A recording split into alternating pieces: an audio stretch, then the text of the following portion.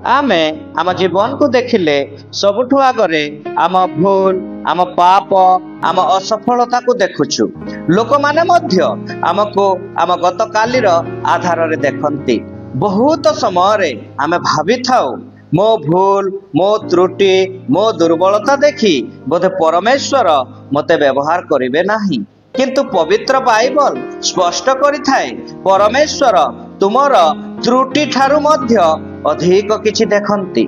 से देखंती तुमर भितरे थिबा हृदय को, तुम भितरे थिबा संभावना को।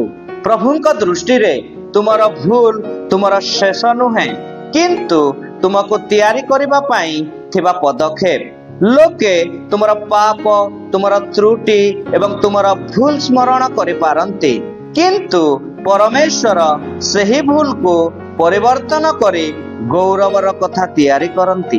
बाइबल रे आमे देखुछु सदा प्रभु अनेकों को व्यवहार करिसंती।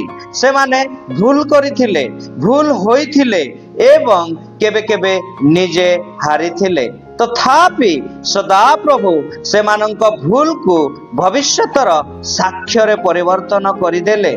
मोसा हत्याकारी थिले, याकूब धोखा देवा व्यक्ति थिले, पीतर अति आवेगी प्रकृति व्यक्ति थिले, दाऊद परीक्षा रे पड़ी व्यभिचार पाप करिथिले, नोह नियंत्रण हराई मद्यपान करिथिले, जुनस परमेश्वरंक वाक्य अवज्ञाकारी थिले, पाउलंक अतीत हिंसापूर्ण थिला, से ख्रिस्टियन निर्यातक थिले, गिदियोन निजको निजे संदेह कले दुर्बल मणिले, मिरियाम गोसिपर थिले, चुगली कले, सारी धैर्यहीन थिले।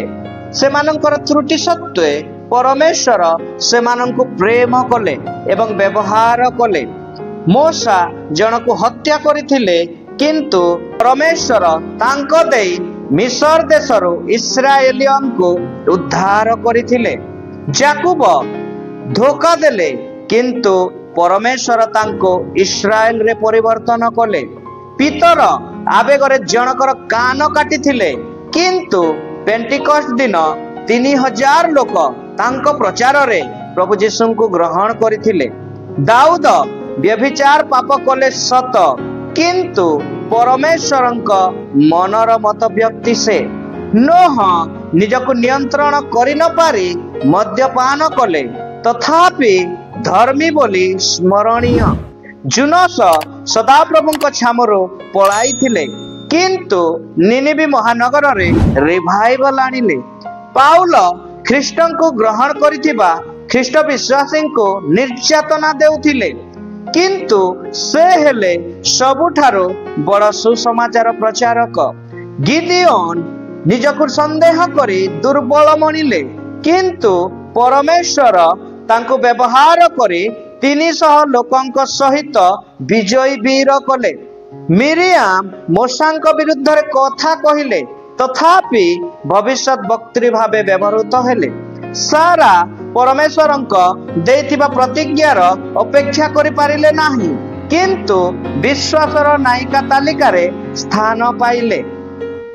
सेमानंकर त्रुटि सत्वे परमेश्वर सेमानंको भल पाइले एवं व्यवहार कले। तेबे प्रभु तुमको काहीकि व्यवहार करि पारिबे नाही? परमेश्वर तुमको मध्य भल पांती एवं आज तुमको मध्य व्यवहार करिबे। तुमर भूल तुमर पाप तुमर असफलता प्रभुंक योजना को रोकी पारंती नाही। तुमर अनेक दोष थाई पारे, भूल थाई पारे, किंतु परमेश्वरंक पाखरे नुआ दिन नुआ कृपा एवं नुआ आरंभ अछि। परिवर्तित हृदय सह समर्पित मन नहीं प्रार्थनार सह परमेश्वरंक निकट को फेरी आसु। एही विश्वासर सहजे परमेश्वर मोर त्रुटि ठारू मध्य अधिक किछि देखंती। से मते व्यवहार करिवे, परिवर्तन करिवे एवं उपकरण करिवे। प्रभु एही वाक्य रे आम समस्तंको आशीर्वाद करंतु। आमेन।